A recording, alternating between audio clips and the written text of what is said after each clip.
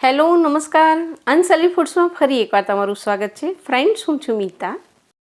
આજે આપણે ગુજરાતની એક પરંપરાગત મીઠાઈ ફાડા લાપસી બનાવીશું। ઘઉંના ફાડામાંથી બનતી આ એક પૌષ્ટિક મીઠાઈ છે અને આજે આપણે તેને ખાંડનો ઉપયોગ કર્યા વગર બનાવીશું, એટલે એકદમ હેલ્ધી પણ બનશે।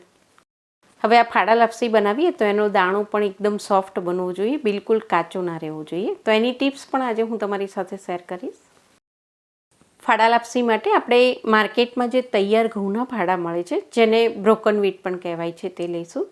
તો અહીં મેં આ 1 કપ અને બીજો અડધો કપ, એમ કુલ 1.5 કપ જેટલા ફાડા લીધા છે। અને એની સાથે અહીં મેં 1/3 કપ જેટલું ઘી લીધું છે, લગભગ 6 ટેબલસ્પૂન જેટલું આપણને ઘી જોઈશે। અને અહીં મેં 1/4 કપ જેટલો ગોળ લીધો છે। લાપસી જો તમારે થોડી વધારે ગળી બનાવવી હોય તો તમે ફાડા જેટલો 1.5 કપ જેટલો ગોળ પણ લઈ શકો છો। અને એકદમ ટેસ્ટી બનાવવા માટે આપણે તેમાં થોડાક બીજા મસાલા પણ મિક્સ કરીશું, જેમાં અહીં મેં 1/4 કપ જેટલું લીલા તાજા નારિયેળનું છીણ લીધું છે, સાથે બારીક સમારેલું અડધી ચમચી જેટલું જાયફળ લીધું છે, સાથે 1 ચમચી જેટલી ખસખસ, બારીક સમારેલા થોડા કાજુ, બદામનું કતરણ, સાથે બારીક સમારેલી થોડી ખજૂર પણ મિક્સ કરીશું, સૂકી દ્રાક્ષ, અને અહીં મેં અખરોટ પણ બારીક સમારીને લીધા છે। 1 ચમચી જેટલો આપણે ઇલાયચીનો પાવડર મિક્સ કરીશું। અને ફાડા લાપસીમાં જો તમે વરિયાળી મિક્સ કરશો તો એનાથી એનો ટેસ્ટ ખૂબ જ સરસ લાગે છે, તો 1 ચમચી જેટલી આપણે વરિયાળી પણ મિક્સ કરીશું। અહીં સૌથી પહેલાં આપણે ફાડા લાપસીમાં મિક્સ કરવા માટે ગોળનું પાણી બનાવીને તૈયાર કરીશું। અહીં આપણે જે કપથી ફાડા લીધા હોય એ જ કપથી માપીને પાણી પણ લેવાનું છે। 1 કપ જેટલા ફાડા હોય તેમાં 3 થી 3.5 કપ જેટલું પાણી જોઈતું હોય છે। આપણે 1.5 કપ જેટલા ફાડા લીધા છે, તો હું અહીં 5.5 કપ જેટલું પાણી લઈ લઉં છું।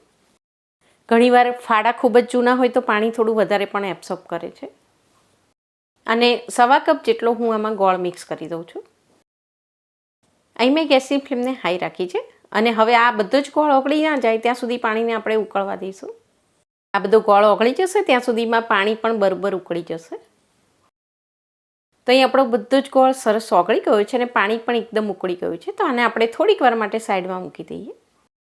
અને આ ફ્લેમ પર હવે આપણે પ્રેશર કુકર મૂકી દઈશું। આપણે જે ઘી લીધું છે એમાંથી લગભગ 3 ટેબલસ્પૂન જેટલું ઘી આપણે ફાડા શેકવા માટે અહીં લઈ લઈશું। અહીં આપણે ઘીને પહેલાં બરોબર ગરમ થવા દઈશું।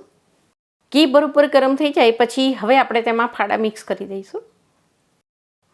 હવે અહીં આપણા ઘઉંના ફાડા બરોબર ફૂટી ના જાય ત્યાં સુધી આપણે ગેસને હાઈ ફ્લેમ પર જ રાખવાનો છે અને આ રીતે એને સતત આપણે હલાવતા રહીશું। હવે અહીં પ્રેશર કુકર એકદમ ગરમ થયેલું હશે ને થોડી હાઈ ફ્લેમ પર એને શેકી લેશો એટલે એનો દાણો ફૂટવા લાગશે। આ રીતે જો ફાડા ફૂટશે એટલે એનો કલર થોડો આ રીતે સફેદ જેવો થવા લાગશે। તો આ રીતે બધા જ ફાડા સફેદ ના થઈ જાય ત્યાં સુધી આપણે તેને શેકી લેવાના છે। આપણે રાજગરાને કે પછી પોપકોર્નની જેમ પોપઅપ કરીએ છીએ એ જ રીતે આને પણ પોપઅપ કરી લેવાના છે। હાઈ ફ્લેમ પર 3 થી 4 મિનિટ માટે શેકી લીધા પછી હવે આપણે જોઈ રહ્યા છીએ કે ફાડાના બધા જ દાણા સરસ રીતે ફૂટી ગયા છે, એકદમ પોપઅપ થઈ ગયા છે। જો આ રીતે ફાડાનો કલર બદલાઈને એકદમ સફેદ કલરનો થઈ જશે અને એમાં તમે તાવીતો ફેરવશો એટલે તાવીતો પણ એકદમ હલકો લાગશે તમને। તો આ રીતે શેકતી વખતે તમે બધા જ ફાડાને સરસ ફૂટવા દેશો ને પછી તમે એને બાફશો તો ફાડા લાપસી એકદમ સોફ્ટ બનશે। તો આ સ્ટેજ પર ગેસની ફ્લેમને હવે આપણે એકદમ લો કરી દઈશું અને પછી હવે આપણે તેમાં ગોળનું પાણી મિક્સ કરી દેવાનું છે। ફાડા લાપસી જો એકદમ સોફ્ટ બનાવવી હોય તો હાઈ ફ્લેમ પર ઘઉંના ફાડાને આપણે શેકી લેવાના છે અને દાણું એકદમ સફેદ થઈને પોપઅપ ના થાય ત્યાં સુધી આપણે તેને શેકી લઈશું। અને એ પછી આ રીતે ગોળનું ગરમ પાણી મિક્સ કરી દેશો તો એનાથી ફાડા લાપસી એકદમ સોફ્ટ બનશે।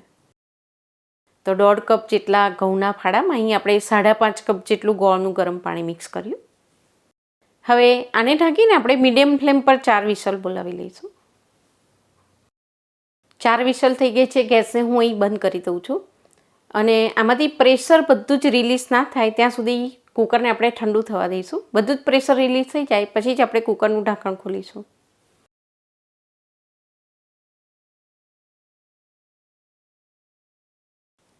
તો અહીં આપણા ફાડા ખૂબ જ સરસ ચડી ગયા છે, બિલકુલ નીચે ચોંટ્યા નથી, પાણીનું પ્રમાણ પણ ખૂબ જ સરસ જળવાઈ રહ્યું છે। હવે આ સ્ટેજ પર ફાડાને આપણે હાથમાં લઈને એનો દાણો ચેક કરી જોવાનો। જો ફાડા અહીંયા સહેજ પણ દબાતા હોય કે કાચા હોય તો એમાં તમે થોડું બીજું પાણી ઉમેરીને કુકરની 1-2 વિસલ વધારે પણ બોલાવી શકો છો। કારણ કે અહીંયા ફાડાની ક્વોલિટી અને પ્રેશર કુકરનું પરફોર્મન્સ એ બંને પણ ખૂબ જ મેટર કરે છે. ઘણીવાર ફાડા જો ખૂબ જ જૂના હોય તો એ પાણી પણ થોડું વધારે એબ્સોર્બ કરતા હોય છે. હવે ગેસને મેં ફરી એકવાર ચાલુ કરી દીધું છે ને અહીં આપણે ગેસને એકદમ લો ફ્લેમ પર રાખીશું. અહીં આપણે થોડી બારીક સમારેલી ખજૂર અને સૂકી દ્રાક્ષ પણ મિક્સ કરીશું. એનાથી ફાડા થોડા વધારે સ્વીટ બનશે. તો ફાડા લાપસી બની જાય પછી એમાં વરિયાળી, ખસખસ, ઇલાયચી, જાયફળનો પાવડર એ બધું મિક્સ કરવાથી એનો ટેસ્ટ ખૂબ જ સરસ બને છે. અને ડ્રાય ફ્રૂટ્સ છે એ તમે તમારા ટેસ્ટ મુજબ કોઈ પણ મિક્સ કરી શકો છો. તમારી પાસે જો તાજું નારિયેળ ના હોય તો એને તમે સ્કીપ પણ કરી શકો છો, અથવા એની બદલે તમે ડેસિકેટેડ કોકોનટ લઈ લેશો તો પણ ચાલશે. હવે આ બધું જ આપણે સરસ રીતે મિક્સ કરી લઈશું. તો આ ઘઉંના ફાડા છે એ દલિયા તરીકે પણ ઓળખાય છે. તો આ દલિયા છે એ આખું અનાજ છે એટલે એમાં ફાઇબર્સનું પ્રમાણ પણ ખૂબ જ વધારે હોય છે અને એ ખૂબ જ પૌષ્ટિક પણ હોય છે. આજે આ લાપસી આપણે ખાંડનો ઉપયોગ કર્યા વગર એકલા ગોળમાંથી જ બનાવી છે એટલે એકદમ હેલ્ધી પણ બને છે. ફાડા લાપસી તૈયાર થઈ જાય પછી છેલ્લે એની પર આપણે થોડું ઘી પણ રેડી દઈશું. ઘીના કારણે ફાડા લાપસીમાં ખૂબ જ સરસ ચમક પણ આવી જશે. ઘીને આપણે બરોબર મિક્સ કરી લઈએ અને આ સ્ટેજ પર હવે આપણી ફાડા લાપસી બનીને તૈયાર થઈ ગઈ છે. તો ગેસને આપણે બંધ કરી દઈશું અને ગરમા ગરમ ફાડા લાપસીને સર્વ કરીશું. આશા રાખું છું કે આજની આ રેસીપી તમને ચોક્કસ પસંદ આવી હશે. રેસીપીને લગતા કોઈ પણ ક્વેશ્ચન કે પછી સજેશન હોય તો એ પણ નીચે આપેલા કમેન્ટ સેક્શનમાં મારી સાથે ચોક્કસ શેર કરી શકો છો. ઇન્ગ્રેડિયન્ટ્સનું લિસ્ટ મેં નીચે ડિસ્ક્રિપ્શન બોક્સમાં આપેલું છે, ત્યાંથી તમે ચેક કરી શકો છો. તો ફરી મળીશું બીજી એક નવી જ રેસીપી સાથે. Thank you.